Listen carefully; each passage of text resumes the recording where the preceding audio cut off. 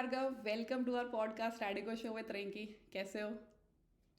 मैं अच्छा हूँ. I'm doing well. Thank you for inviting me to the podcast. Yeah, actually, I'm super excited for this conversation.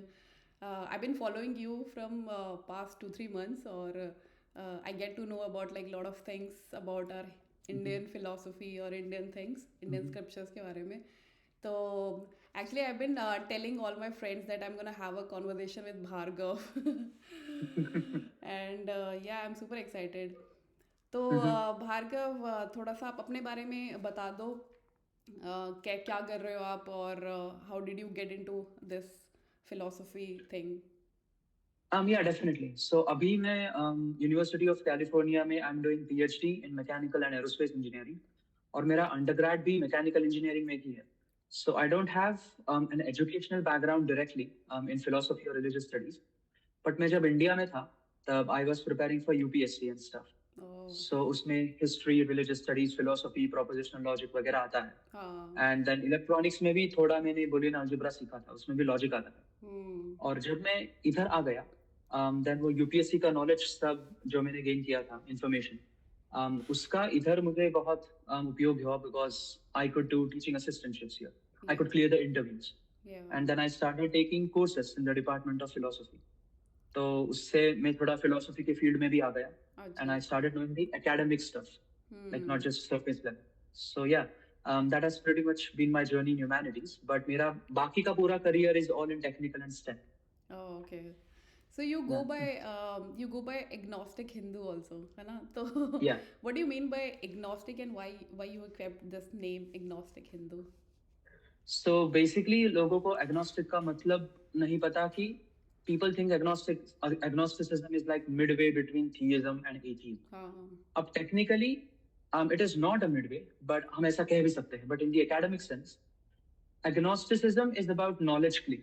Hmm. Basically agnosticism का proposition ये है कि neither atheism nor theism hmm. is known to be true.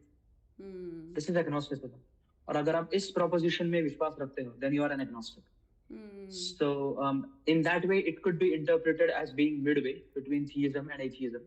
But हाँ। फिर भी it's not like a position in itself related to metaphysics. वो एक knowledge के related position है. So it means So like you trying to figure it out कि भगवान है नहीं है, या मतलब I don't know, yeah, like you just trying to say कि exactly. मेरे को पता नहीं है, I am just trying to figure it out. Yeah, basically, so if you think so, agnosticism could be a claim karta hai because saying that neither atheism nor theism is known to be true is another way of saying that knowing about the God is basically unknowable. Even if it exists, it is unknowable. So ऐसा भी कुछ लोग interpret करते हैं, charitably, if I have to do that. But मैं एक formal statement बताता हूँ जिससे और clear हो जाएगा. So जो Anthony Kenny also advocates for that. हाँ। Anthony Kenny is a very famous philosopher, and he was the president of the Royal Philosophical Society, former president. अच्छा। तो वो कहता है कि um, I have not seen any argument in the favor of existence of God that I find convincing.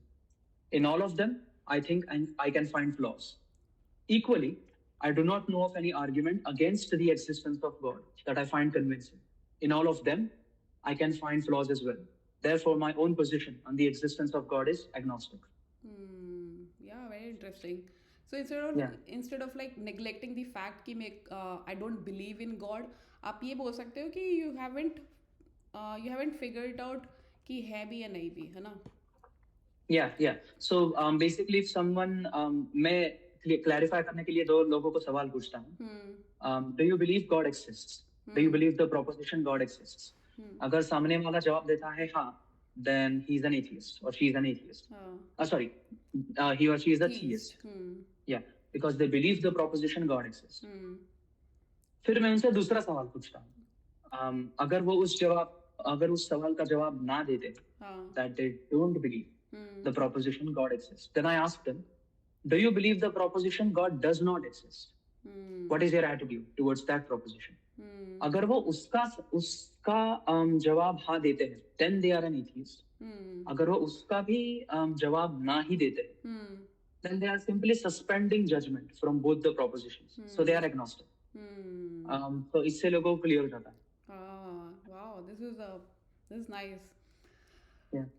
तो भार्गव आप उससे भी जाते हैं, आपका Instagram page is with project Satyaloka, तो उसके बारे में भी थोड़ा सा जानना है कि why you kept that name, और उससे what is your motive, like what you want to do. So basically, Satyaloka can be construed as having two meanings. Satyaloka, something that projects the truth. But Satyaloka, as per the Hindu cosmology and stories in mythical aspect, is also the highest realm in the lokas. Satyaloka is like the seventh realm, which is completely, pure existence, pure knowledge, pure bliss, and all that stuff.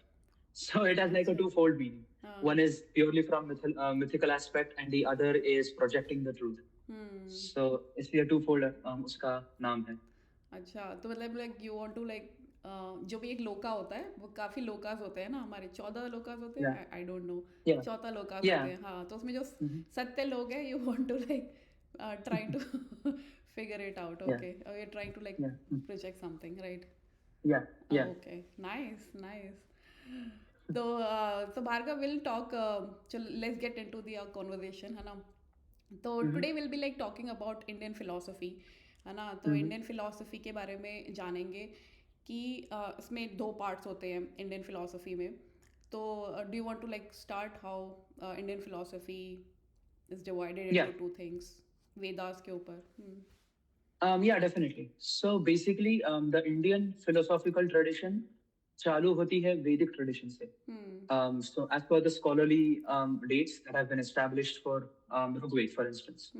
तो Western और बहुत सा Indian academia भी ये मानता है कि Rigved dates back to like 1400 या फिर 1500 BCE. तो आज से 3400 साल पहले. This is based on linguistic evidence in the Rigved. And also on the evolution of language, कि Proto-Indo-European languages कैसे evolve हुई और migrations कैसे हुई. So ये बहुत ही पुरानी tradition है, and it is completely an oral tradition. लिखित नहीं था कुछ. Like up until 3rd century CE, लिखित कुछ भी नहीं था. So it is completely an oral tradition. और फिर अगर वेद क्या है इसकी बात करें, so Rigveda is the oldest. और अगर आप ऋग्वेद पढ़ेंगे तो ऋग्वेद में 10 मंडल है, और उन 10 मंडलों में अनुवाक है, और अनुवाक में सूक्त है. So suktas are basically the poems that were composed by some poets, and they are called Rishi, Kavi, and these titles are mentioned in the Rigved. So all of Rigved is basically, they are trying to compose poems for their gods like Indra, Mitra, Varuna. हमारे 33 कोटि जो देव है, देवता. So that is there in the Rigved. But उसमें थोड़ा philosophical aspect भी है. For example, पुरुष सूक्त, या फिर नासादिया सूक्त, या फिर हिरण्यगर्भ सूक्त. So उसमें थोड़ा ऋग्वेद cosmology और metaphysics की तरफ बढ़ता है. अच्छा. So that is Rigved. Then we have Yajurved, Samved, Atharvaved. Yajur itself means formula. Sama means the song. Yeah. So these four are the Samhitas. Samhitas can never be changed. They have to be recited as they are. उसके बाद जो आते हैं वो है Brahmins. So Samhitas के बाद उस पर जो interpretation लिखा गया कि how to interpret these verses and how to perform the rituals, उसे कहता है ब्राह्मणास. और फिर ब्राह्मणास के बाद आए अरण्यक, मतलब जो फॉरेस्ट ड्वेलर्स होते हैं, कि जो वन में रहते हैं, उनके लिए रिचुअल्स का क्या प्रोसीजर है, that is called aranyaka. So this is the third category. And the fourth one is an interesting one, which is Upanishads. So Upanishads are discussions between a student and a teacher. उसका मतलब यही होता है ना, उपनिषद मतलब sitting in front of, or like sitting with teacher and learning things. Yes, perfect. So ये gradual evolution है from Ved to Upanishad. अभी इसमें है क्या, like what exactly constitutes the philosophy of this? So the underlying philosophy in all of this is the concept of Rutam, which is introduced in Rigved. That is the cosmic order. And then they have the concept of karma and dharma. So if you consider Vedic tradition, उसमें कर्म और धर्म के इतने profound meanings नहीं है. It's not that profound. कर्म का मतलब simply है ritualistic actions that you perform during a ritual. Yeah. And so dharma is how to perform these actions correctly. So it's like a guide to perform the rituals correctly. Yeah. So what you do during a ritual is the karma, and how to do it, how you ought to do it, is dharma. So it's a simplistic definition है. But आगे आगे जैसे texts रचते गए, वो definitions expand होते गए. So धर्म के definition started to include religious laws, moral laws, societal laws, उसके लिए punishments. So ये बाद में definitions change होती गई. और उस definition change होने के बाद कर्म के definition भी change होती गई. So इसलिए there is a gradual evolution in its philosophy as well. और उपनिषद में what we see is a development of an entirely new construct which is Atmana and Brahma. So ऐसा नहीं कि आत्मना की बात ऋग्वेद में नहीं की गई है, but Atmana in the Vedic tradition is simply the breath, prana. That is considered Atmana. And that is again very similar to the Germanic word Atman, which literally means breath. Yeah. So, but by the time of Upanishads, उस आत्मना को self कहा गया, the true self, which is distinct from the mind and the body, and the nature of that self is the nature of Brahma, or Brahma is the totality of all existence. I want to pause you. Yeah. I want to understand more.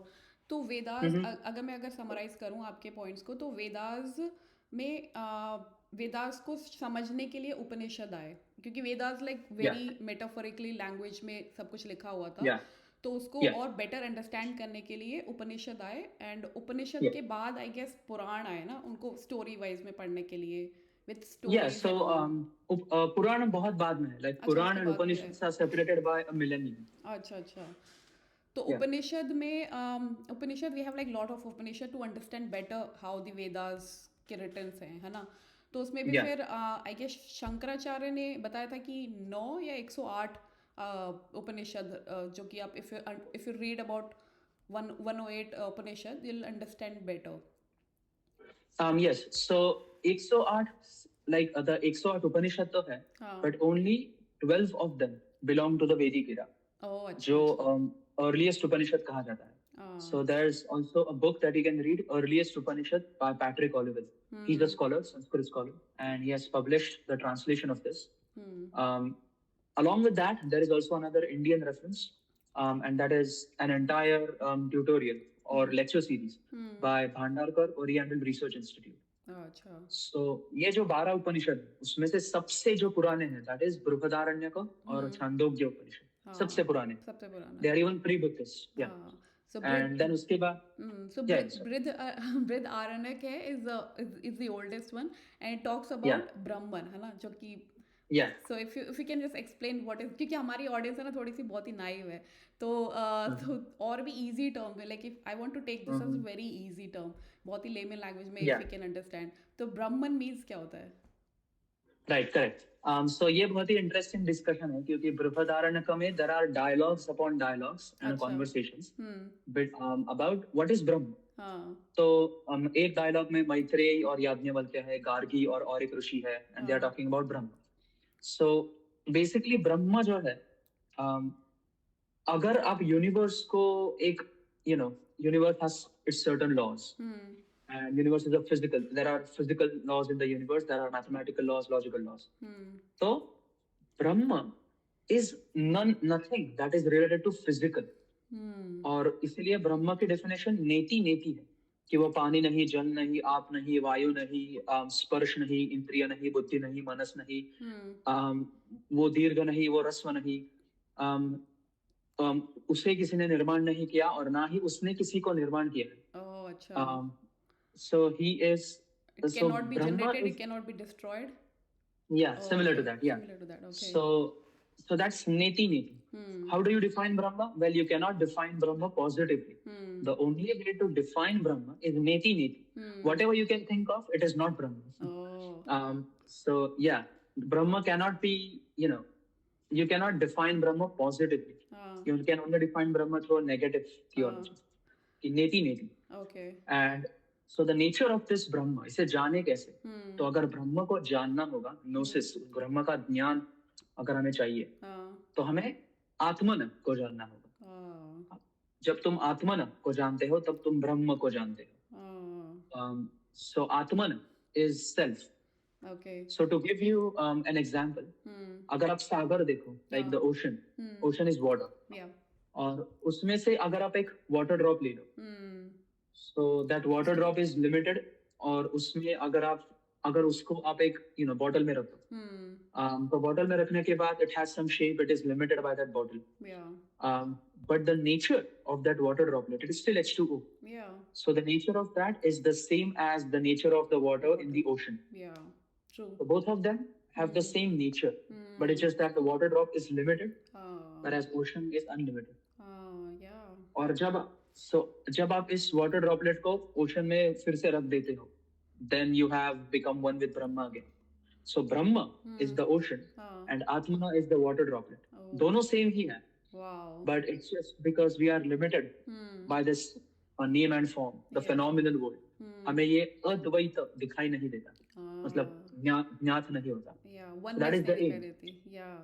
Perfect. So we can Yeah. also say that Brahman is equal to nothing, and nothing is equal to complete, right? So if you say Brahma is equal to nothing, then that is slightly Buddhistic view of Shunyavad. Shunyavad, okay. So yeah, so Shunyavad says that Brahma, basically Buddhism rejects Brahma, but when Buddhism talks about Shunyavad, Shunya is emptiness of self. There is nothing that has permanent self. Whereas in the Advaitic view, like in the Upanishadic view, all these things that you see around you, they are phenomenon, they are illusion. ये सिर्फ ये temporary है. Whereas in this world, there is only one true thing that exists, and that exists eternally, and that is Brahma. Yeah. और उस ब्रह्म का जो nature है, that is the nature of Atma. बाकी सब चीजें जो है, वो temporary है, phenomenal है, वो change होती है. कुछ centuries and millions of years later, वो destroy हो जाएंगी. But Brahma would still be there. Yeah. So it is not Shankaracharya nothing. बोलते हैं ना कि ब्रह्म सत्य जगत मिथ्या. Perfect. Yeah. So Advaita Vedanta is बहुत बाद में आया है Advaita Vedanta, but it uses Upanishads and it interprets Upanishads. Oh, okay. Yeah. Okay, so Vedas आए, Vedas के बाद उपनिषद आए to better explain Vedas को, और फिर उसके बाद where did Bhagavad Gita comes in to the picture? Oh, that's an interesting thing. Yeah. So Upanishads के बाद हमें basically the Shada Darshan आते हैं, 6 schools. अच्छा. और we'll go with Shada उसी Darshan. में yeah. और उसी में हमें इतिहास लिटरेचर इमर्ज होता है. सो इतिहास लिटरेचर या फिर महाकाव्य, इसमें रामायण और महाभारत आते हैं. और Mahabharat has a part of it which is Gita, which is the ethos of Mahabharata. Yeah. So that is where Gita comes in. Gita initially was a Sankhya text. इसलिए उसका पहले chapters भी सांख्य योग पे है. हाँ. Yeah, and then that is Gita. And Gita का भी अगर आप pattern देखोगे, तो उसमें भी एक teacher है और एक student है. Krishna is teaching Arjuna about the knowledge of Brahma, Aham Brahmasmi. Yeah. So it has the same pattern as the Upanishads, but Gita में multiple darshanas को combine किया है. Like it's not just related to Upanishads, but उसके बाद सांख्य, योगा, न्याय, वैशेषिक इसको भी combine किया है. So that is what Gita is. It's like a compilation. Okay. तो मतलब षड दर्शन पहले थे, उसके बाद भी भगवत गीता आई. Yeah, सांख्य योग पहले थे, न्याय भी न्याय वैशेषिक के द्वारा ही शायद. So the thing is, you can find little references to Nyaya Vaisheshika in Gita. Like, for example, the concept of dravya that is explained, or 3 modes of material existence. So this is very similar to what is discussed in Navya Nyaya. Nyaya Vaisheshika. And Purva Mimamsa is entirely focused on the language of the Veda and its interpretation. Mimamsa का मतलब होता है exegesis, interpretation, correct interpretation of the word itself. So yeah, Gita, like it's after Sankhya Yoga for sure. But even Gita में भी कुछ additions हुए. Like if you read the critical edition of Mahabharata, उसमें बताया गया है कि भगवद गीता जो हम आज पढ़ते हैं, so that is like 700 verses or something. 700 verses, 18 chapters, yeah. Yeah, perfect. Yeah. So initially that was not 700 verses. उसमें बहुत additions हुए. उसमें 4 ही Initial 4 chapters. Perfect. Yeah. So yeah, it's very difficult to pinpoint कि additions कब exactly किए गए. Yeah, very interesting. Yeah. So let's just get back to our Indian philosophy ना. तो Vedas were divided into 2 parts, which is Shad Darshan और 3 Buddhism, Jainism and Charvak. है ना. तो इनको ये भी बोला जाता है कि लाइक जो षट दर्शन है वो वेदास की टीचिंग्स को फॉलो करते हैं और जो नहीं करते वो नास्तिक हो जाते हैं. तो आस्तिक या नास्तिक में डिवाइड हुआ है. तो ना will also want I also want to know कि है ना आस्तिक और nastika is slightly different than the और is it completely different than the western philosophy का atheism and theism, right? Yeah, it's different than atheism and theism. क्योंकि आस्तिक, so even this distinction of astika and nastika, this is from the Vedic or Brahmanical side. Buddhism and Jainism don't call themselves Nastik. Yeah. It is what the Vedic orthodoxy calls them. So जो वेदास को reject कर देते हैं वो लोग नास्तिक है, ये क्लेम वैदिक ऑर्थोडॉक्सी की तरफ से आ रहा है. Buddhism and Jainism and Charvaka did not consider or call themselves we are Nastics. They simply rejected the authority of the way. So abhi isme bhi the word Astik means the person who considers the word of the Ved to be authoritative. That is necessarily true for the person. कि जो भी वेद में लिखा है वो सच है और उनको हम axiomatic मान के बाद में सब philosophy जो होगी that will be based on that. The foundation is Ved. So those were called Astik. Now, Purva Mimamsa, अगर आप देखोगे, तो Purva Mimamsa is quite atheistic. They do not require the existence of God for their understanding. So even though it's atheistic, it rejects God as the source of Ved. That's why they consider Ved to be Apaurushaya. So they are atheistic in the classical sense, but still they are Astika because they accept Ved as the authority. Ved is authority, yeah. Yeah. So that distinction doesn't hold because Purva Mimamsas are atheists in the classical sense, but they still accept authority of Ved. So they are also Astik. And same goes with Sankhya. So Sankhya में भी दो part है. One is kind of theistic Sankhya, जिसका बाद में yoga हुआ, yoga school. Whereas atheistic Sankhya is the one that stayed predominant as the Sankhya Darshan. So Sankhya is also atheistic in the classical sense, but it accepts Ved as authoritative. Okay. So it's like completely different than what we call English में atheism or theism में ना? Yeah. Okay. So atheism would be called Nirishwarvad. नरीश्वरवाद, जो ईश्वर पे विश्वास नहीं करता है. Yeah, निरीश्वर. और थीज्म में जो ईश्वर पे विश्वास करता है. Yeah. So I mean I just want to know, I mean मेरा ना I'm theism, मतलब I believe in God. And मेरे को ना ये भी लगता है कि है ना the reason being believing in God ये थोड़ा सा psychological security भी आपको देता है. Like in this world nothing is permanent, right? Even our parents has to go one day. तो एक है ना moral support भी मिल जाता है कि that somebody is there like who we can talk to or who can complain about our own stuff, right? So that's what I believe, like if believing in God like gives you psychological security भी. So yeah. So yeah, that's definitely a good thing. Yeah. तो Bhargava, okay, let's just talk about षट दर्शन ना. So Indian philosophy में षट दर्शन आया है. तो उसमें सबसे पहला दर्शन आता है सांख्य दर्शन. तो सांख्य का मतलब ही होता है नंबर्स पे चलना, राइट? तो सांख्य दर्शन के बारे में आप थोड़ा सा बता दीजिए कि क्या है सांख्य दर्शन और व्हाट इट टॉक्स अबाउट और उसकी बेसिक फिलॉसफी क्या है? Okay, yeah, right. So basically Sankhya Darshan says that existence, which is us, that is composed of 10 senses. So we have 5 indriya, and then we also have 5 sense links. So we have sense organs, sense objects, and the one thing that connects between them are the sense links. Oh, okay.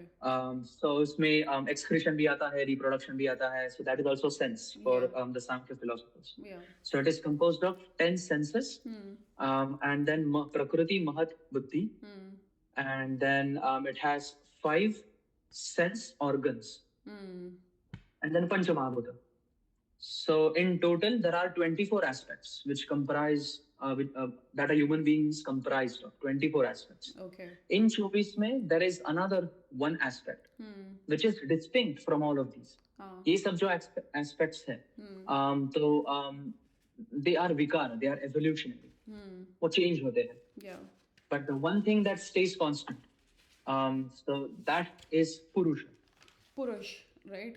Yeah. Okay. So Purush in Sankhya is very similar. It's analogous to the concept of Atman in Upanishad. It's just that they call it Purusha. So Purusha, which is one, in addition to all these 24 aspects together, make the human being. Yeah, and the self that we identify as, ki main kaun, who is the I. Yeah. So the I is actually the self, and that is Purusha. And Purusha isme nahi baithta because Purusha is not vikar, it's not evolutionary. Purusha is the one thing that is constant. और फिर ये कहता है कि जब आप meditate करते हो, so you realize that when you meditate, जब आपका मनस, which is the mind, is focused or stable, sthira, in Purusha, that is when you have attained the yoga state. You are in the state of yoga.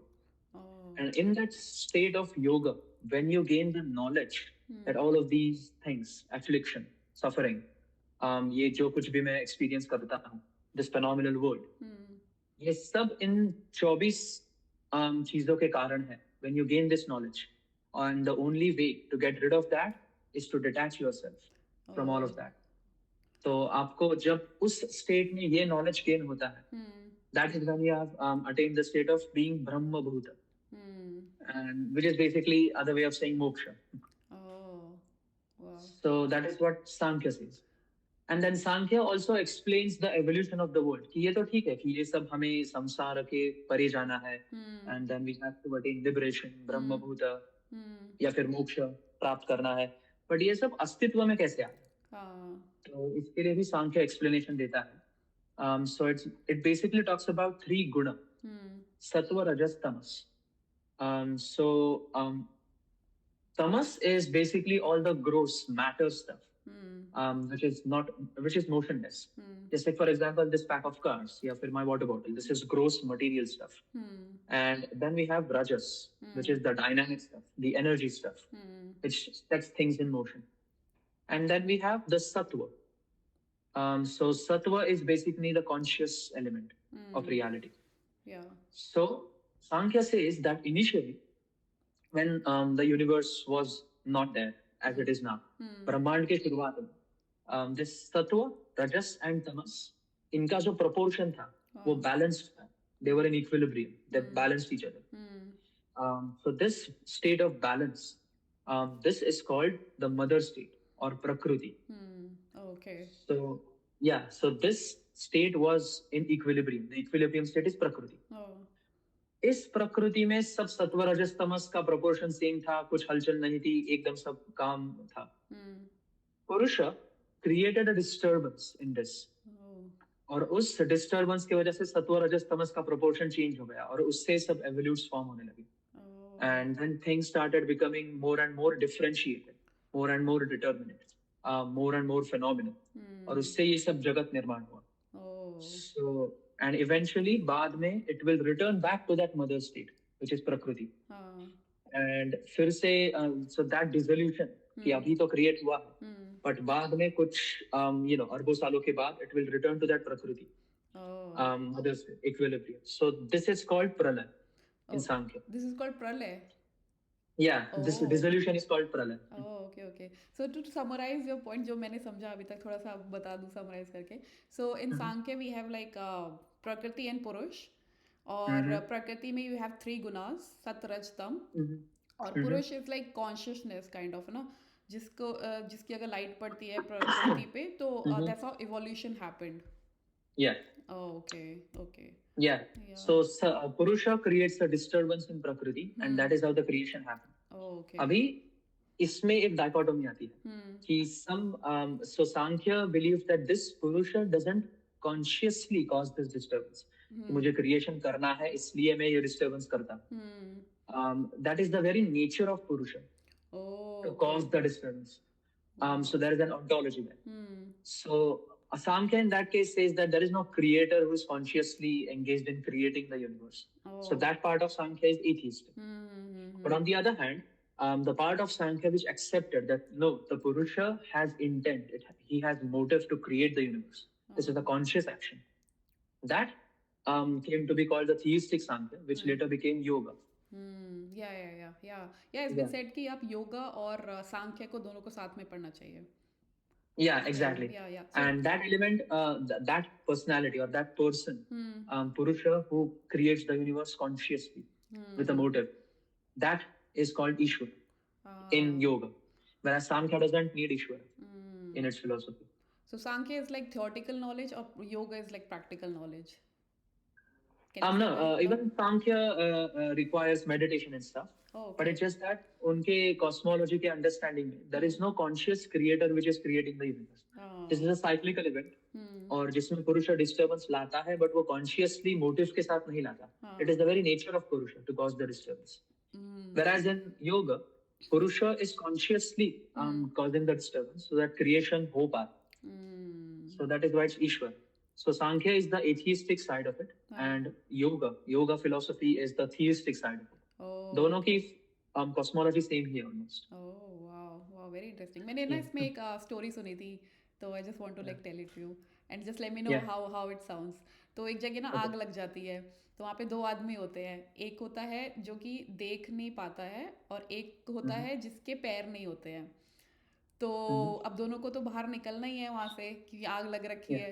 तो फिर वो क्या करता है, जो देख पाता है वो जिसके पैर हैं उसको बोलता है कि मैं तेरे ऊपर आ जाता हूँ, हम दोनों एक दूसरे के बैठ के और फिर भाग लेंगे. तो इस लाइक जिसके पैर नहीं है वो हो गया आपका प्रकृति, राइट? और जिसके पैर जिसकी आंखें हैं वो हो गया पुरुष. Yes. So you can interpret it that way. Prakriti is the one that undergoes a change. Whereas Purusha is the conscious element of it. और योग is like जो बाहर निकलने का तरीका है, कैसे जाएंगे, तो it's like योग. Wow. Yeah, very interesting.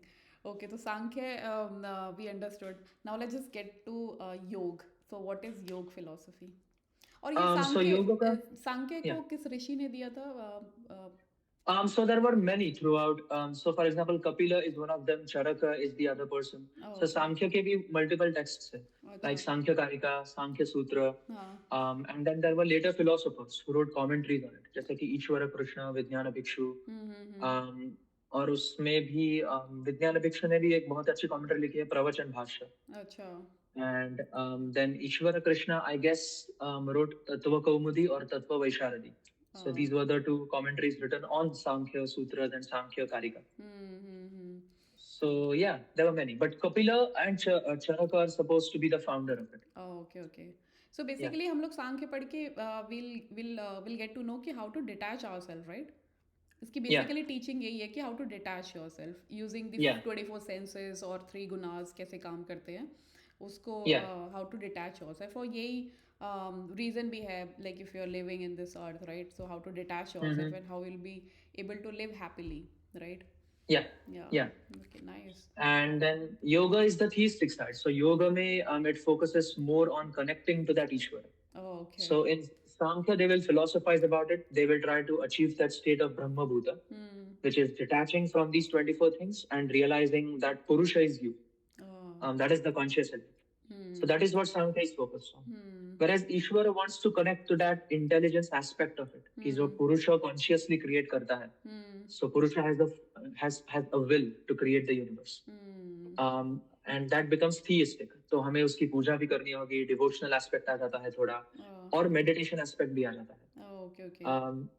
And then yoga has different texts as well. Yoga Sutra by Patanjali is quite interesting. Then Kitab Patanjal was a thing that was written during Persians, when they started interacting with Persians. So Patanjali भी दो है. और ये even if when you start dissecting the texts analytically and academically, आपको पता चलता है कि योगा सूत्र भी एक इंसान ने नहीं लिखे. दो अलग-अलग पतंजलियों ने वो लिखा है. It just happens to be the case कि उन दोनों का नाम पतंजलि है. Oh wow, this is very interesting. Yeah. I didn't know that. And the thing is, this is mentioned. ये बहुत ही detail में explain किया है. I'll give you a book. The name of the book is History of Indian Philosophy. That is 5 volumes, and that was written by Surendranath Das Gupta, who was a very famous philosopher. और वो Cambridge में lecturer थे. उनकी PhD Banaras Hindu university में हुई थी. And he was a very excellent orator and speaker on Indian philosophy. तो उन्होंने ये पांचों बुक में लाइक 5 वॉल्यूम्स में पूरी starting from Veda up to Nimbarka Advaita Vedanta with internal divisions of Advaita and internal divisions of Dvaita, Vishishta Advaita. इधर तक दिया है. So they have explored the whole, variety of Indian philosophical schools. So you can find that in the first volume itself. Wow. So Patanjali Yoga Sutra talks about this 8 limbs of yoga, right? Yeah. Yeah. And rather, even if you consider yoga, the word itself is construed as the joining of the higher together. So ये chakra वगैरह जो concept है, that is not the point of focus of yoga when it began. So this whole aspect of chakras, 7 chakra होते हैं, that is a very later thing, like kundalini and stuff. वो पहले नहीं था योगा में ये सब. So the only place where yoga differs from Samkhya is that theistic aspect of it. And then it has some techniques for meditation, जो हमें Buddhism में भी दिखती है. Like एक step आगे कैसे जाना है. Like first you have to focus on your breath, so that your mind can get attached to one thing. And then once you do that, you move one step forward. कि अभी breath पर भी focus नहीं करना है, automatically हो जाएगा. And the whole point is to reduce the complexity of your mind to simplicity. इतने विचार होते हैं हमारे दिमाग में, और our मन is constantly in a state of flux. It keeps on following all the thoughts. So ये reduce करके make it stable and make it focus on only one thing, that is your श्वास, प्राण. और फिर the second step is going beyond. So that is what it gives a proper method to do meditation. And how we can achieve that Brahma Bhuta state. That's Samkhya talks about. Yam, niyam, asan, pranayam, pratyahar, dharana, dhyan, samadhi. So if we go by step, you'll ultimately reach to samadhi. And this is also there in Buddhism. So Buddhism, so this ascetic side of yoga or meditation side of yoga, that partly comes from Shramanic faith. So basically, to divide the origin of Indian philosophy, there were Brahmanas and there were Shramanas. So Brahmanas created all the Vedic orthodoxical tradition like Ved, Upanishad, Brahmana, Aranyaka. So these were all composed by Brahmins. और उनके opposition में जो थे, opposition in the sense the people who rejected this Brahmanical orthodoxy, they were the Shramanas. So Shramanic faith में हमें Jainism, Buddhism, Ajivika, Charvaka ये सब आते हैं. So they were more like ascetics. वो जंगल में जाके meditation करते थे, and all these techniques of meditation they developed it. And a part of it was still borrowed from Brahmanas, क्योंकि हमें rituals करने के लिए भी Vedic texts में हमें देते हैं some rules and methods to perform meditation. But Vedas are more focused on the ritual itself. So what the Vedas say is, it doesn't matter how much meditation you do, if you perform the ritual exactly as it is, right down to 1 grain of rice, then it will work. आपको कर्म के आपके fruits मिलेंगे. And the कर्म here is the ritual action itself. But that ritual aspect is denied. That ritualism and orthodoxy is denied by Shramanas. And they focus more on, questioning spirituality and stuff. So वो थोड़ा aspect yoga में भी आता है, philosophy. Yeah. So yoga philosophy की actual teaching क्या है? मतलब you can reach by doing activities like. Yeah. So उनका aim ये है कि once you start once you start practicing these meditation techniques, the ultimate aim is to connect you to that Brahma Bhuta state. And the method that connects you to that, yoga, yuja, that is what yoga philosophy focuses on. कि ईश्वर के साथ तद्रूप कैसे हो. So that method is this one.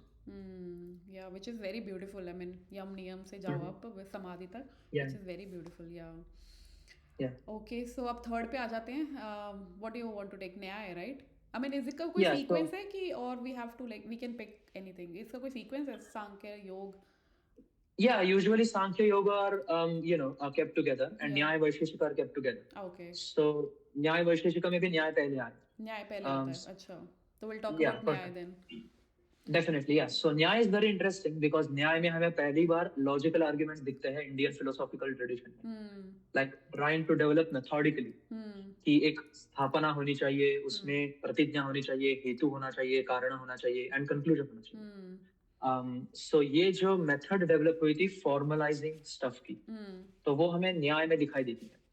And then it also introduces the concept of anvikshi, that is logic.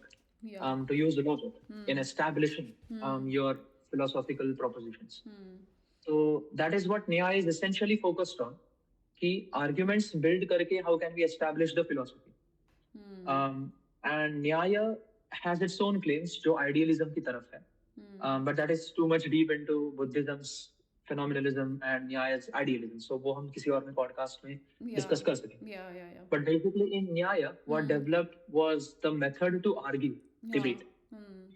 Argue what? Like what we want to prove in this? So there were multiple propositions that schools wanted to argue. For example, Nyayikas wanted to reject some of the propositions of Purva Mimamsakas. मतलब मीमांसा का वैदिक ही है, but उनका ये claim था कि वेद are अपौरुषेय, और न्याय का claim था कि वेद are पौरुषेय. So now you have a thesis and a counter thesis. So there's going to be a clash. कौन सा सच है पता नहीं, तो उसमें logic लगाओ, argument करो. And then the arguments were also focused against Nastika schools, like Jains, Buddhists. So for example, Puri, throughout the Indian Astika tradition, Atmana is considered to be a truth, like self. There is the permanent self that is separate from the mind and body, and that is you. But ye Buddhism is denied. Buddhism does not accept a permanent self that is given in Brihadaranyaka. और इसलिए Buddhism में अनात्मना की concept है. So Sarvam Anatta is one of the three lakshanas of Buddhism. So now again you have a thesis and a counter thesis. The self exists, the self does not exist. Buddhist लोग कहेंगे self does not exist. न्यायिकस कहेंगे self exists. So now there's a thesis and counter thesis. कौन सा सच है? So debate करना पड़ेगा. And even the style of debates was very interesting. So न्याय सूत्र अगर आप पढ़ेंगे उसमें 3 प्रकार के debates दिए. अच्छा. So the first debate is called as Vada. So so hum usually when we say debate, Vada, right? We mean argument and fight. Yeah, Vad means debate, right? Yeah, so the thing is, Vad is actually a debate between friends. Oh, debate between friends, okay. Yeah, so the aim of Vada is to seek the truth. The aim of Vada is not to defeat the opponent. Yeah, there's a quote, right? Vad jayate. Yeah. So so Vad is basically where two people are discussing with each other, and they try to offer arguments so that उन्हें ये लगता है कि मेरे तर्क के बदौलत और based on my तर्क, I think this is the truth. The other person, if he finds the fault in reasoning, then he tries to counter that. But इसमें aim ये है कि both of us should reach to the truth together. So that is Vada. It is seeking the truth. इसमें सामने वाले का ego point, मेरा ego point, मुझे defeat करना ये नहीं होता. This is Vada. This is the first one. The second type of debate, it is called Jalpa. So Jalpa mein, what you have to do is you have to defeat the opponent's position, that is your aim, and you have to establish your position by using arguments. And you can also do tricks. You can confuse the opponent. You can play with the words. Equivocation is allowed in this. If the opponent cannot spot that equivocation, वो उसकी हार है. Because he is letting you get away with it. So जल्प का M सत्य तक पहुंचना necessarily नहीं है. कभी-कभी जल्प भी सत्य तक पहुंच जाते थे. ये सत्य है. Here is a conclusive reasoning. But जल्प का main aim ये है कि to defeat the opponent's position and to establish your position. तो ये जल्प का position है. और इसलिए जल्प is more like proper arguments and fights. और इसमें लॉजिकल फैलेसीज, रीजनिंग में फैलेसीज वगैरह, पैरिटीज ये भी आती है. तो उसमें अलग अलग टाइप के फैलेसीज भी दिए हैं. फॉर एग्जांपल, अगर मैं एक थीसिस से उतरता हूँ डिबेट में और मेरा अपोनेंट एक काउंटर थीसिस लाता है, मैं कहता हूँ कि आत्मन सत्य है, सामने वाला कहता है कि आत्मन असत्य है. अभी बीच में डिबेट करते करते I can not abandon my thesis. मैं ऐसा नहीं बोल सकता कि अभी नहीं मुझे मेरा थीसिस चेंज करना है. So that counts as Pratignya Hani, which means you have harmed your thesis and now you are defeated. Oh, okay.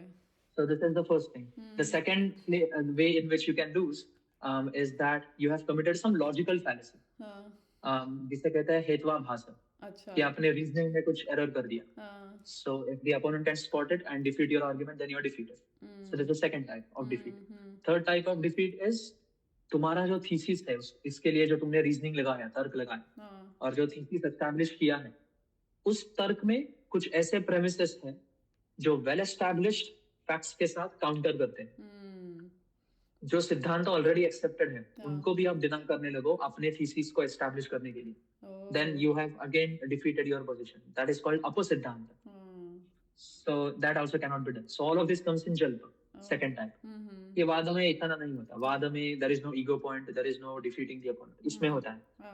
And the third type is even like third type is worse. Third is called vitanda. So vitanda is quite interesting because it's like an escape route. Vitanda में क्या होता है? I don't have any position to establish, but मैं तुम्हारे position में loopholes दिखाऊंगा और तुम्हारी position कैसे flawed है वो दिखाऊंगा. Okay, this is what atheists do like most of the time. Exactly. So that is Vitanda. Yeah. Or many even Buddhist scholars and Hindu like Vedic scholars, they were against Vitanda क्योंकि Vitanda से कोई establish ही नहीं होता. Even if I prove that your thesis is false, सत्य क्या है पता नहीं चला, because your thesis being false doesn't mean उसका anti thesis बराबर है, unless I can prove. Wow. So these are the three. Yeah. So just learning by न्याय philosophy, तो we get to know about the whole concept, right? मतलब हमें ये सब पता चलता है कि this is how arguments happens, or this is how you can be better prepared enough, right? Perfect, yeah. So basically Nyaya brings in the whole logical foundation to defend your propositions, to argue for your propositions. तर्क कैसे लगाए और प्रमाण कैसे establish करें. So epistemology, मतलब प्रमाण, evidence क्या होता है. Theory of knowledge, है ना? Perfect, yeah. So that is what is established in Nyaya. Very like detail में बहुत. Wow. So just by reading about this Nyaya philosophy, what do you think, like what we are trying to achieve? So Nyaya mein, now, yeah, so application of logic was done to prove, for example, theistic arguments. So एक बहुत ही famous book है, which is called Nyaya Kusumanjali. That was written by Udayan, who was a Nyaya philosopher. और वो शायद शैव थे, like he used to worship Shiva, but he was still a Nyaya philosopher.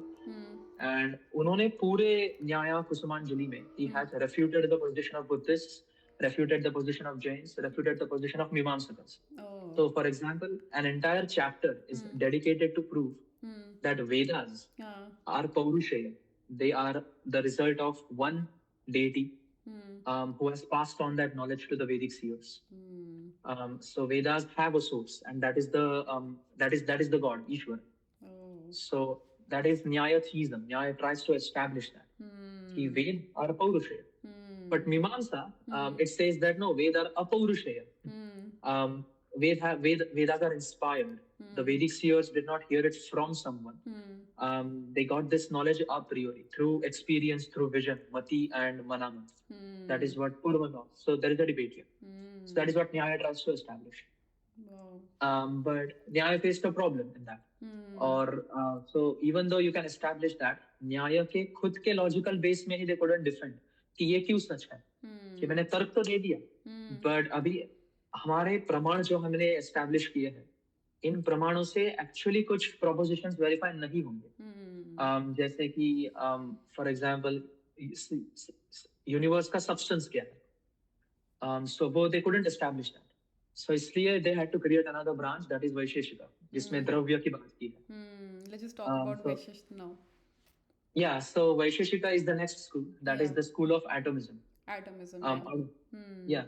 So there are different dravya, substance, and it talks about 3 kinds of substance. और वो बहुत लंबी list है वैशेषिका सूत्र में. And then Vaisheshika Sutra also tries to give a naturalistic explanation to things.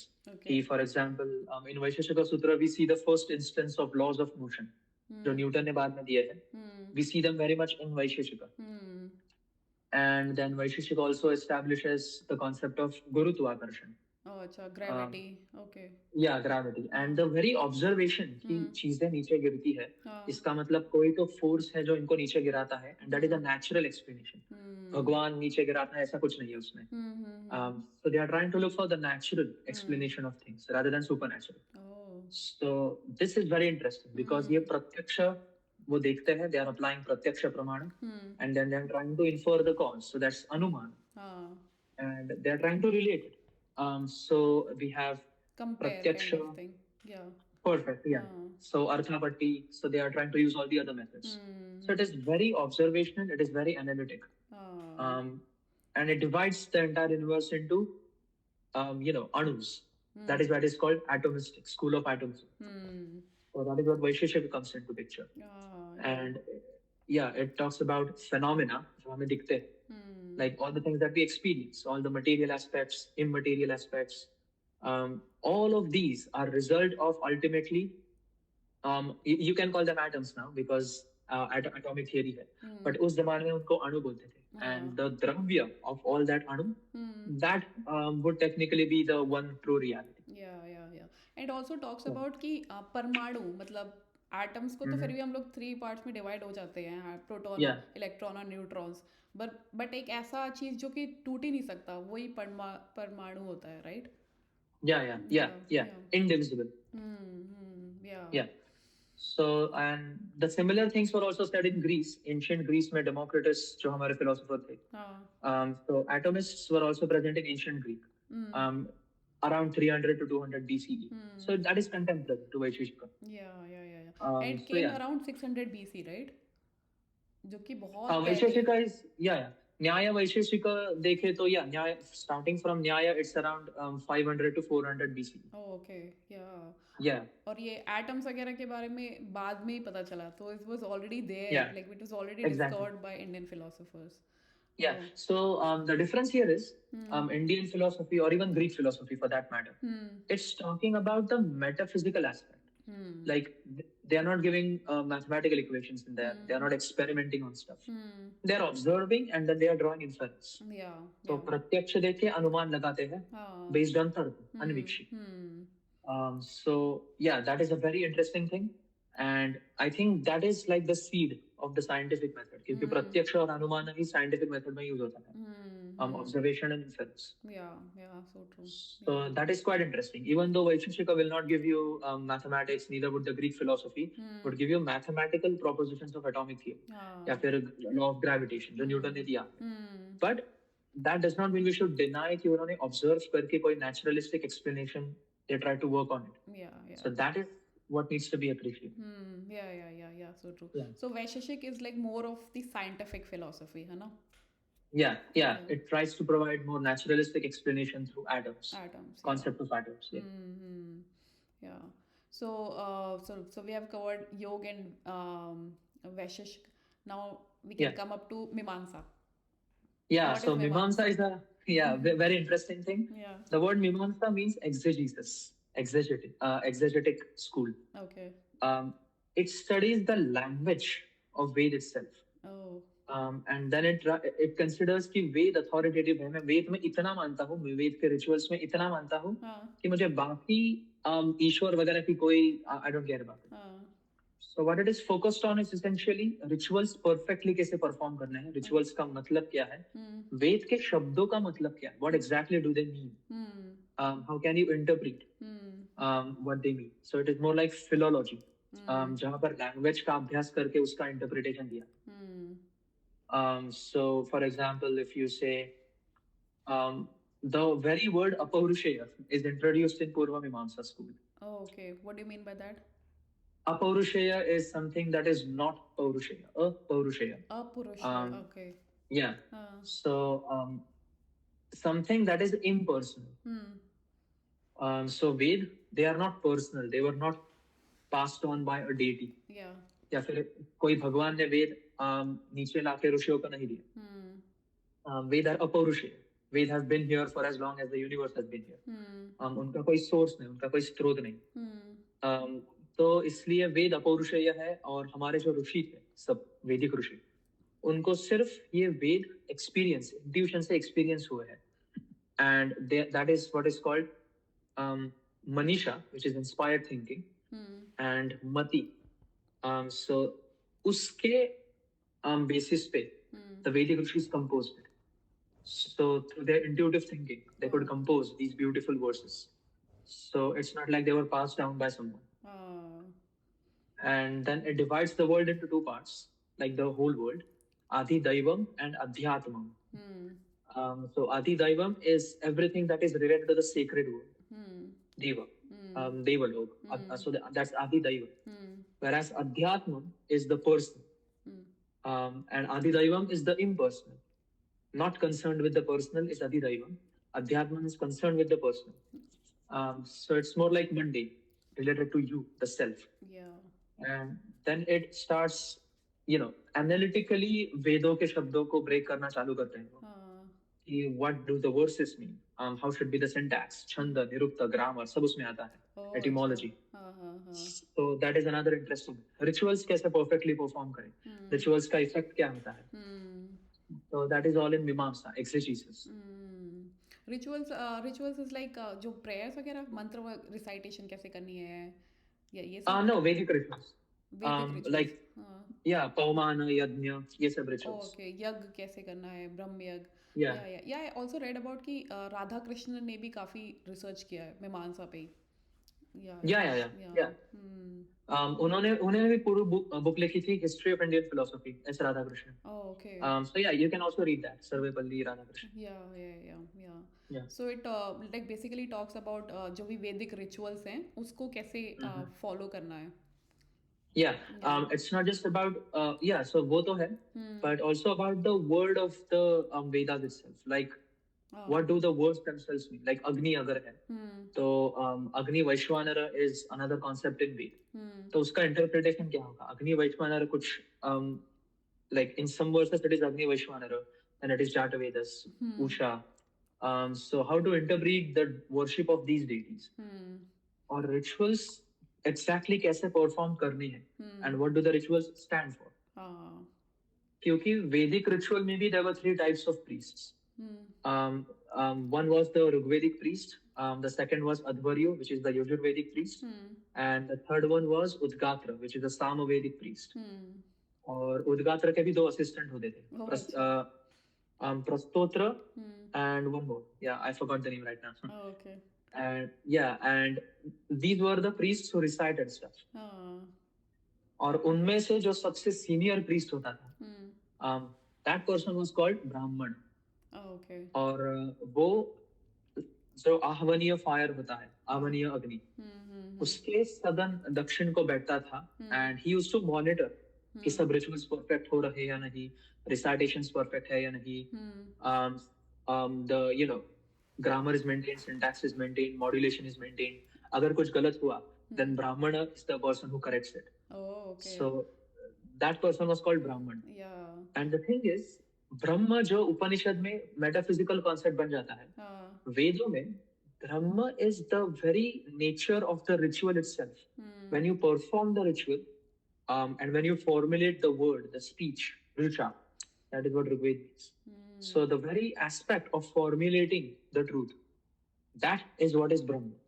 And the person who formulates this truth into poems, that person is Brahma. Brahman, okay. Yeah, I'll come to this point also, Brahman, ना कि हमारे जो 4 cast बना दिए हैं, ये it's not about कि casteism आपको जन्म के हिसाब से, it's all depends on कि आप कर्म कैसे कर रहे हो. I'll come to that point, but let's just cover this Mimamsa, and then okay, so Mimamsa we understood it. It's like following the basic what is the actual rituals of the Vedas, right? So let's just come to Vedanta, which is the last philosophy, right? So Vedanta का मतलब ही होता है कि Vedas, end of Vedas, right? So what it talks about? So basically Vedanta is also called Uttara Mimamsa. So Mimamsa के बाद जो आए, उसमें सिर्फ वेदांता ही नहीं, but ब्रह्म सूत्र भी आते हैं. Oh, अच्छा. और ब्रह्म सूत्र पर कमेंट्री शंकरा ने लिखी थी, आदि Shankaracharya. And by the time of Vedanta, Buddhism का भी बहुत इन्फ्लुएंस था, क्योंकि माध्यमिक बुद्धिज्म आ गया था, शून्यवाद आ गया था, सर्वस्तिवाद आ गया था, तो उसका भी इन्फ्लुएंस बुद्धिज्म वेदांतिक फिलोसफी पर बहुत हुआ. क्योंकि अगर आप गौड़पाद देखेंगे तो गौड़पाद के टाइम पे there was already Madhyamika which was kind of dominant. तो उनको काउंटर करने के लिए उनसे सीखना, and then to counter it, that is what Shankara was trained with. Yeah. So I remember Yeah, one so story. that, I remember one story. कौन थे आदि शंकराचार्य के गुरु कौन थे? What's his name? so Adi Shankara's guru's guru was Gaudapada. Oh, okay, okay. Yeah. So I that's forgot where one story. Like, Advaita Vedanta begins. अच्छा, तो वही हुआ था ना कि मतलब बुद्धिज़्म बहुत ज़्यादा पीक पे आ गया था और आदि शंकराचार्य ने कहा कि मेरे को वेदांत वैदिक फिलोसफी को और थोड़ा सा बढ़ाना है, तो उनका डिबेट हुआ Yeah, था मंडन मिश्र के साथ, right? yeah, yeah. Okay, okay. And even if you consider Shankara का भी प्राइमरी टारगेट एक्चुअली बुद्धिज्म भी था ही, लाइक ओह अच्छा, नास्तिक फिलोसफी भी थी ही, हाँ हाँ, बट उनका उनका हेवी क्रिटिक सांख्य पर भी था, अच्छा, because Samkhya was atheist and it was the oldest. So उनका उसके अगेंस्ट भी हेवी क्रिटिक था, सांख्य पर टीका की है हाँ, and like criticizing philosophically, and Buddhism पे की है शून्यवाद पर. एंड या so basically that was Advaita Vedanta की खुद के भी प्रोपोजिशंस है कि अभी ब्रह्म की एक वेल एस्टैब्लिश्ड डेफिनेशन आ चुकी है व्हिच इज सत चित आनंद, and the concept of avidya is worked around the concept of maya, adhyas. ये सब concepts नए नए आते हैं. ओह अच्छा, जो पहले स्कूल से थोड़े थोड़े थोड़े थोड़े डिराइव करके इधर तक पहुंचे हैं. So the definition of Brahma in Upanishad, which is like 800 BCE, is simply neti neti. But by the time of Shankara, the definition that he espouses is Sat Chit Ananda. Okay. So that's pure existence. Chitta is pure consciousness, and bliss is Ananda, pure bliss. So pure existence, pure consciousness, pure bliss. That is Sat Chit Ananda. इसको थोड़ा और explain करो तो थोड़ा सा sentence. Yeah, definitely. So for example, the famous example that is given to explain Advaita Vedanta is the dream example. कि ये जो सब दुनिया है, that is व्यावहारिक. So basically ये जो सब हम phenomenal world होता है, ये बोतल है, मैं पानी पीता हूँ, this is all phenomenal, व्यावहारिक. For example, let's say you go to sleep और आपको नींद में सपने आते हैं. Now in your dreams, आपको entities दिखते हैं, objects दिखते हैं, you experience fear, you experience happiness. कभी कभी हम नींद से रोते उठते हैं because we have experienced that fear या फिर sadness. So all these experiences in your dream are real. The objects that you see are almost real to you in your dream. But आपको dream में ये realize नहीं होता कि the subject of that dream is you, and the objects in that dream are also you. So all of that is part of one mind, and that is your mind. So you are the one who is the subject and the object. So the nature of that world, it's consciousness, but it appears as matter. Wow. Now, so this is called, this would be pratibhasika, level of reality. Now, when you go one step up, and when you enter into a dreamless sleep, so आपने बहुत बार experience किया होगा कि when you sleep and then you directly wake up, बीच में कोई सपना नहीं, कुछ नहीं, you directly wake up, and then you say I had a sound sleep. So the whole point of the dreamless sleep, it raises a question that does it mean it was an absence of experience, or was it experience of absence? Because if it was absence of experience, then you were simply unconscious. But then in the morning, you remember that you had a sound sleep, you had no dreams. So which means there was some aspect that was experiencing that absence. There was no thought, no structure, no formal things in your dream. कुछ भी नहीं, dream ही नहीं थी. So it is experience of absence. And that level of reality is closer to Paramarthika. इसको उस उपनिषद में बहुत अच्छे से बताया ना, मांडुक्य उपनिषद. तुरिया का स्टेट बोलते हैं इसको. Perfect, yeah. So we have Vaishwanara, Taijasa, Shushupti, Turiya. या फिर तूर्य सुषुप्ति कभी कभी पलट भी देते हैं. अच्छा. So the end state, इसके आगे भी स्टेट है, लाइक अभी तो तुम ड्रीमलेस स्टेट में हो, but in that case you are experiencing absence, but you are not in control of it. When you get in control of that, you become one with the Brahma, or Ishvara in that case. So that is the end state, where there is no structure, there is no formalism, there is no phenomenalism. All that remains is pure consciousness, because there is some subject that's experiencing all of this. pure existence, because it's all Sat. Yeah. And then pure bliss. There is no suffering. There is no dukkha. There are no there is no form. Yeah. So that is the state, Sat Chit Ananda. Anand. Okay. Yeah. Yeah. So you cannot experience Satchidananda in deep sleep. You can only experience subtle Shushupti or Turya. Mm-hmm. One of them is ultimate. When you are in NREM sleep, right?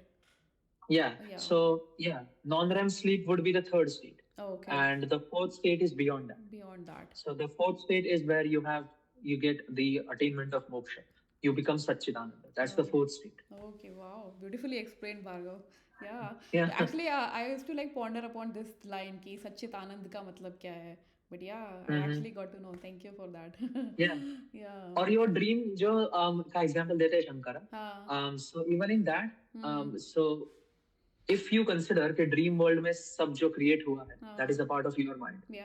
You are creating all these things. Yeah. So all of that is one mind. And once you wake up, what you realize is that all of that was one.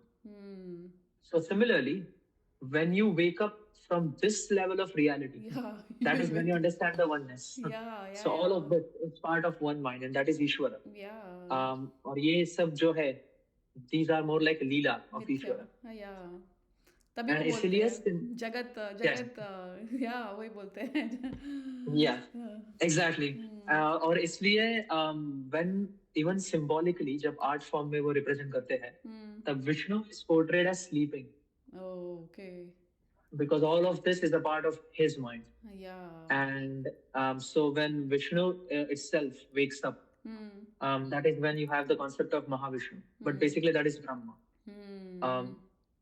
Parabrahma or Aparabrahma. Aparabrahma is Ishvara.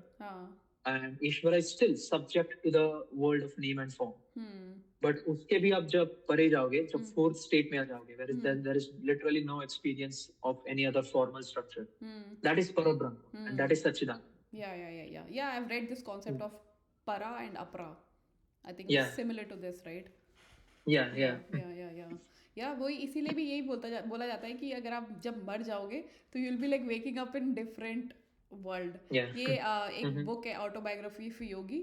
उसमें 43 chapter में उनके योगनंदा जी के जो गुरु हैं युक्तेश्वर जी, वो इसी के बारे में ही बात करते हैं कि I am not in this world but I am in different world. Very very awesome. Okay, so हमने षड दर्शन फिनिश कर लिया. Do you want to go into Buddhism and Jainism and Charvak wala part mein, or we can come up to this. I want to also talk about the casteism wala. Yeah. So regarding just Vedanta, last thing. So this was all Advaita Vedanta. But there are two more, schools which are quite prominent. And one is Dvaita, which is duality, not oneness. Oh, okay. So Dvaita philosophy says that divine is perfect. You can never be perfect. वो जो oneness realize करना, वो सब, that won't work, because even if you realize that oneness, you are not divine and perfect. Like Ishvara. So that's a strictly dualistic school, and that's monotheism. Ishvara creates everything, but Ishvara is distinct from it. He's timeless. That is very much in line with what we have in Abrahamic religion. Yeah. So Dvaita. And the third is in between them, Vishishta Dvaita. Qualified non-duality. So there are qualifications. So it's not that Jiva and Brahma is exactly one and the same thing.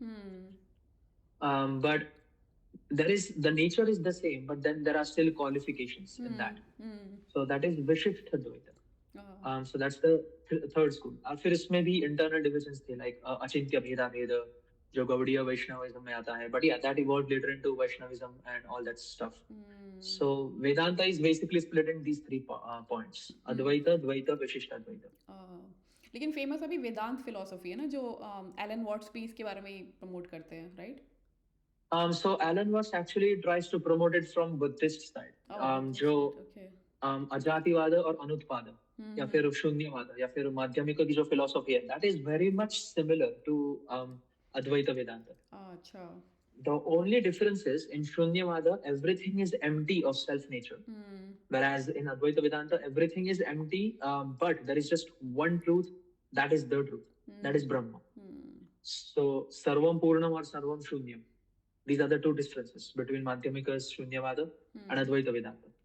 But then Dvaita is actually more famous even in theistic aspect. कि हमारे जो बाद में वैष्णव भक्ति movement वगैरह जो है, that is coming from Dvaita. Okay. Yeah. And so Shankaracharya ने तो अद्वैत को ही फॉलो किया. आई थिंक माधवाचार्य ने इनको द्वैत की फिलोसफी लेकर आए थे. अच्छा. और रामानुजा वाज विशिष्ट Advaita. Okay. So there are people who follow different schools, है ना? उसमें भी वेदांत फिलोसफी में भी ये तीन को फॉलो करते हैं. वेदांत. Okay. But the famous is like Vedant philosophy, जो अद्वैत के ऊपर है कि like all three are famous. No, this is also so Advaita Vedanta, Dvaita Vedanta, Vishishta Dvaita Vedanta. All of these are Vedanta. Oh, अच्छा. Okay, nice. Beautifully explained.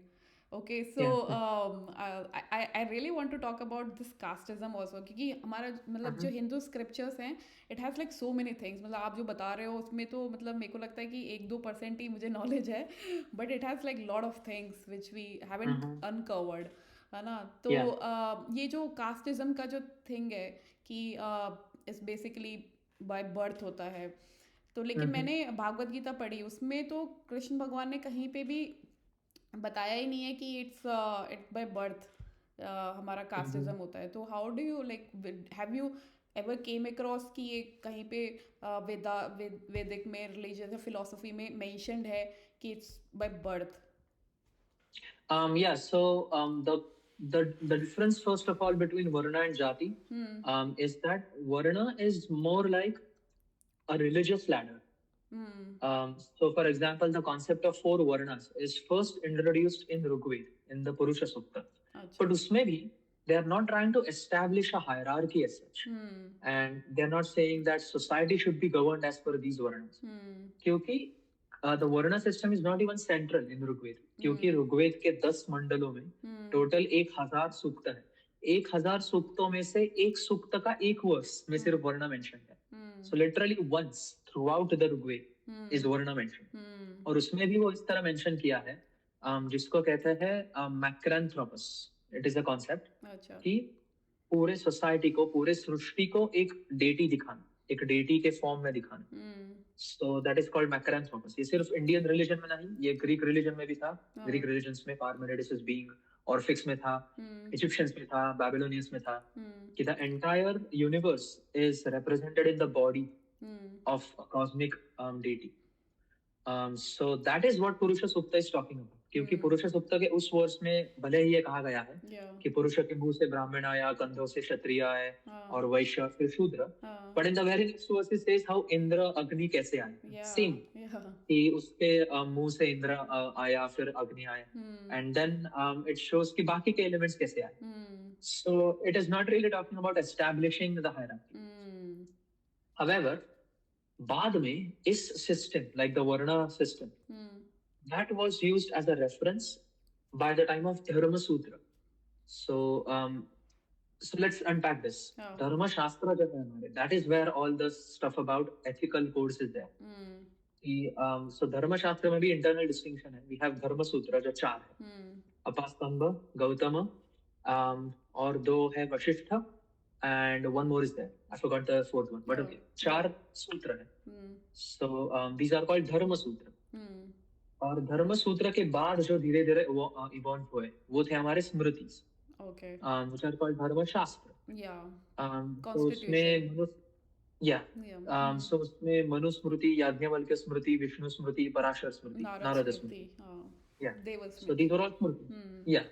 और फिर उन स्मृतियों पर भी बाद में कमेंट्रीज, निबंध लिखे गए. उसमें से भी 2 स्कूल, लाइक बहुत सारे स्कूल्स हुए, but the dominant ones were Mitakshara and Dayabhaga. So Mitakshara and Dayabhaga still taught as the sources for Hindu Marriage Act या फिर Inheritance Act, even in today's LLB course. So they are still used as a reference. So it's not even mentioned, right? It's not even mentioned कि आप by birth ही आपका caste ये होगा, ऐसा होगा, right? No, so here's the thing. In Dharma Sutra, the concept of birth does come into existence. और Dharma Sutra के बाद धर्म शास्त्र में तो like there are 2 types of jatis. Pratiloma और Anuloma. And then jati is considered to be, by the word jati itself means birth से related है. Okay. So these varnas were later made rigid into the form of jatis. कि ब्राह्मण होने के लिए आपको ब्रह्म कर्म तो करना ही पड़ेगा, and you have to follow the rules, but उसके साथ you should also be born as a from a Brahmin couple. और ये हमें पाणिनि के और पतंजलि के शास्त्रों में भी दिखता है. अच्छा. So basically what they're trying to define is Brahminhood is an ontological category. So Brahman, Kshatriya, Vaishya, Shudra. These are not relating to persons. They are relata. इसका मतलब ये abstract concepts है. So for example मैं कहता हूँ कि ये bowl red है. ये pen green है. But अगर आपको मैं बोलूँ कि this green pen exists and this red bowl exists. But does red and green exist? Yeah. Where? No, acha, yeah, it's the color. Okay. Oh, yeah. Okay. Oh, So okay. We identify this as red. और इसको हमने identify किया है green. Green, yeah. But the greenness or the redness, these concepts are abstract. Oh, okay. Yeah. And this is also what Plato talked about, forms. So for example, when I say triangle, अगर आपके दिमाग में एक perfect triangle आ जाता है, so the perfect triangle does not exist anywhere in nature. Yeah. It is an abstract idea. It is a perfect idea. So वैसे ही ब्राह्मण, वैश्य, शूद्र और क्षत्रिय, these are abstract categories. They are ontological categories. Okay. These categories don't exist. But आपको उस category की तरफ बढ़ना. And so these categories have certain properties associated with them. Yeah. कि अगर तुम ये करोगे तो तुम ब्राह्मण हो जाओगे. Yeah.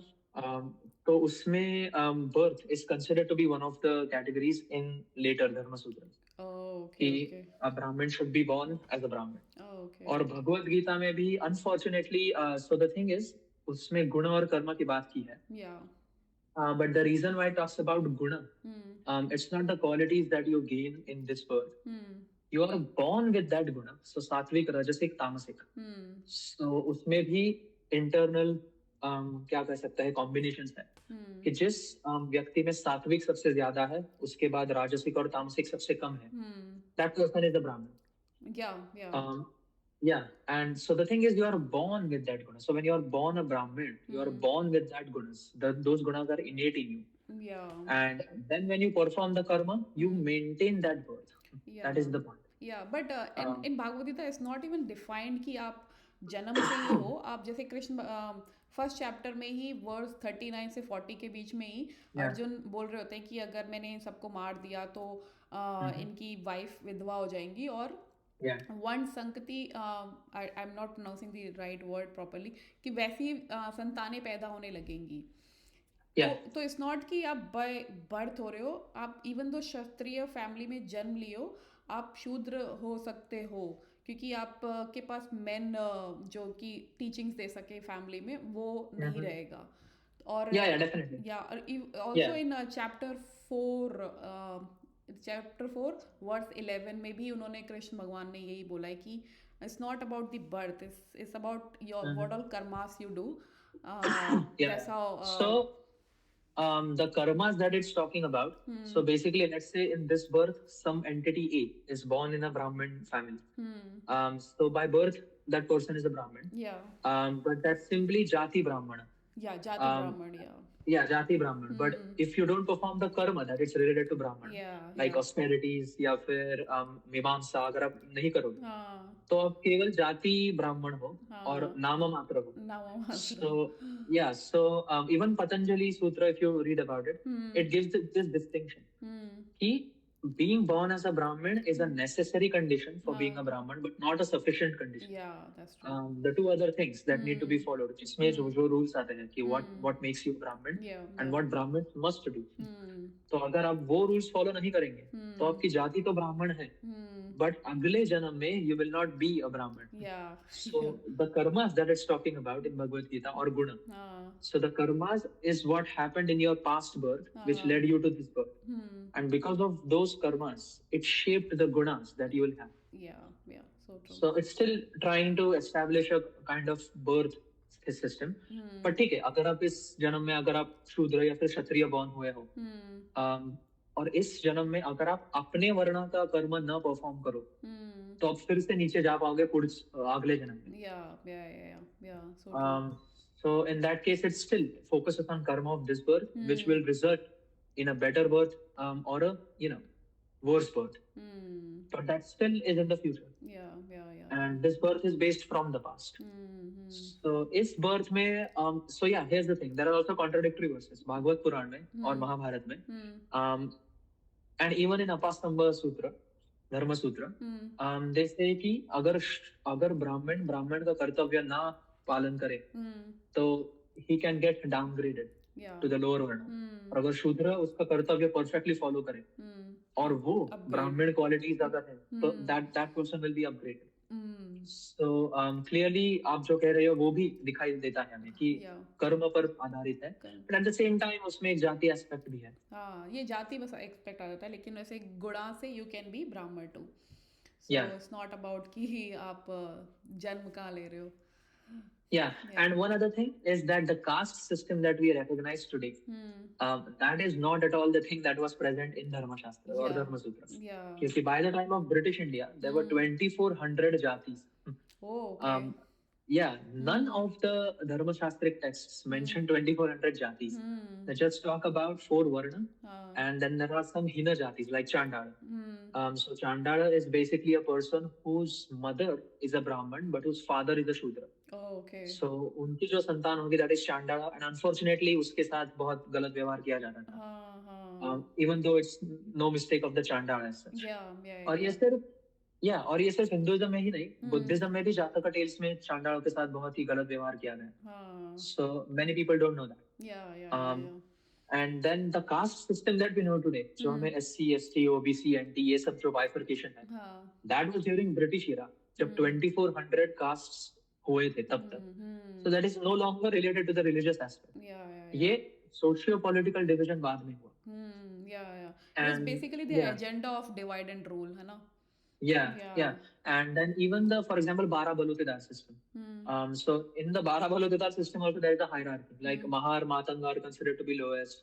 Then Sona is considered to be higher. Lohar is considered to be higher. So ये internal division, like who decided this internal hierarchy? Even if you consider counterfactually कि एक ब्राह्मण है जिन्होंने वर्ण सिस्टम बनाया, तो उनको ब्लेम करना चाहिए, correct, okay fine. But why would a Brahmin be interested in going into Shudras and making internal hierarchy? For a Brahmin, all of them are Shudras. They don't care about internal. So ये किसने decide किया कि Barbar should be higher than a Mahar or Lohar or Kumbhar? Who decided? So ये internally भी जातियाँ अपने आप में distinction create करने लगी. They cited the Varna system as a reference कि उधर लिखा है. But this internal division was very much a socio-political aspect. और वो फिर बाद में प्रोफेशन से अटैच हुआ, and then 2,400 jatis, which is nowhere found in धर्म शास्त्र. That's so true. Basically ये सब कास्ट वगैरह ये सब इसलिए भी डिफाइन करे थे कि हमारा जो सिस्टम है वो अच्छे से चल पाए, राइट? और इसी में कंट्रोवर्सी मनुस्मृति की भी आ जाती है कि Manusmriti is like very controversial, misogynist है, वुमेन्स के अगेंस्ट में है, बट उसके बाद जो स्मृतियाँ आई उसमें वो सब चीज़ों को करेक्ट किया गया था. तो वी शुड बी, क्योंकि मनुस्मृति आई डोंट नो लोक I don't remember that word, जो लोक करके कुछ वर्ड होता है जो मतलब बेसिकली टॉक्स अबाउट कि जो ह्यूमंस हैं उनको कैसे जीना चाहिए. तो बेसिकली कॉन्स्टिट्यूशन ही है, राइट? तो क्यों आपको क्या लगता है कि मनुस्मृति को लाइक बैडली प्रेजेंट किया गया है, right? So the thing is, अभी ये जो धर्म सूत्र और धर्म शास्त्र है, the thing is they are not even about society or the model that society followed actually in reality. This was more like a model, and the subject of these texts were always Brahmins. कि धर्म सूत्र में आपको ये pattern दिखाई देता है सब जगह कि if the person or if the varna is not specifically referred, then by default the rule is for a Brahmin. But अगर क्षत्रिय के लिए रूल है, then they mention that this is for Kshatriya, this is for शूद्र, this is for Vysya. If it is not mentioned और सिर्फ एक restriction या rule लिखा है, then by default the subject is Brahmin. So it was more like a model for Brahmins of that era. कि ब्राह्मणों को धर्म कैसे फॉलो करना चाहिए, and dharma is basically everything by that time, not just rituals जो कल्प सूत्र में आते हैं, but श्रौत सूत्र, गृह्य सूत्र और धर्म सूत्र. So Shrauta Sutra is recitations and all that stuff. Yeah. And then we have Gruhya Sutra, कि how should a householder behave. Yeah. घर में होते हुए domestic laws क्या होने चाहिए. And then Dharma Sutra is societal laws. So this was an ideal model that Brahmins addressed and Brahmins espoused. But that does not tell us कि actually follow होता था या नहीं in reality. कितना follow होता था, कितना नहीं होता था. Rather, उस पर भी जो टीकाएं लिखी गई निबंध, वो भी ब्राह्मण्स ने लिखे थे. Mitakshara Dayabhaga was a school, different types of interpretations. So इसलिए वो जो टीकाएं भी थी that try to correct some of the unjust things. और मनुस्मृति में भी आपको contradictory verses दिखाई देती है. Like even if there are some aspects which are misogynistic, at the same time, स्त्री जिस घर में होती है, so that house will always keep on, उस घर में कभी भी धन धान्य की कमी नहीं होगी. And that is considered to be the abode of gods. तो ये भी वर्ड मनुस्मृति में ही आता है. So it is very contradictory if you consider just some verses और उससे पूरे टेक्स्ट को गलत बोल दे. So that would be cherry picking. So that is not something that should be done. And it's been मैंने एक वर्स पढ़ा था जिसपे बहुत ही कंट्रोवर्सी यही होती थी कि वुमेन्स को क्या बोलते हैं अपने हस्बैंड के अंडर में ही रहना चाहिए या उससे पहले अपने पापा जो उनके बोले वही करना चाहिए. बट आई गेस वो मनुस्मृति उस टाइम पे लिखी गई थी जब इतना एडवांस नहीं था, तो वो time also matters a lot ना. और अभी भी मतलब it was like written so back, right. Even though today itself 2024 में भी अगर कोई पेरेंट है, उसके 2 बच्चे हैं, एक लड़का एक लड़की, और उसको कॉलेज के लिए भेज रहे हैं, तो लड़के को वो लोग बोल सकते हैं कि you can live outside your campus, right. But अगर बेटी की बात आती है तो वो बोलेंगे नहीं, कैंपस के अंदर रहो, बिकॉज ऑफ सिक्योरिटी रीजंस. तो ये चीजें होती हैं, बट हम उसको मतलब लोग उसको और गलत तरीके से फैला देते हैं. और go ahead. Yeah, that is actually a fallacy called historian's fallacy. कि हम क्या करते हैं when we analyze the text of the past, if you try to judge what the text says morally based on today's morals and ethics and culture, then you are committing a fallacy. You cannot judge the people of the past from today's morals or today's point of view. क्योंकि वो definitely evolve हुए होंगे. So अगर हम let's say in next 200 years हम बाद में अगर जाएंगे, हमारे ethical norms वगैरह बहुत अलग होंगे as they are as compared to what they are today. शायद बाद में जाके animal cruelty पर laws और strict हो जाए. We would have to ban meat completely. Veganism should be the case, and that is ethical. Abortion पे right now there is a debate. Abortion is wrong, abortion is not wrong. So बाद में we will look back to people who said abortion is wrong. वो कितने गलत थे. या फिर the people who said abortion is not wrong, वो कितने गलत थे.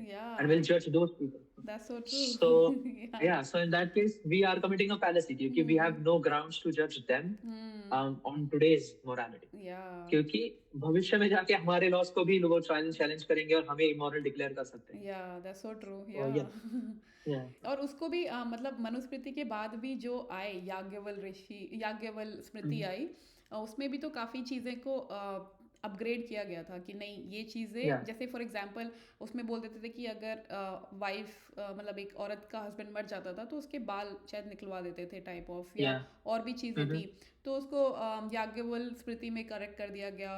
और फिर क्योंकि हमारे देश में मुगल इन्वेजन काफ़ी रहा था, तो देवल स्मृति में हिंदुओं को अलाउ करते थे कि आप कैसे बैक हो सकते हो हिंदू रिलीजन में if you are converted Muslim.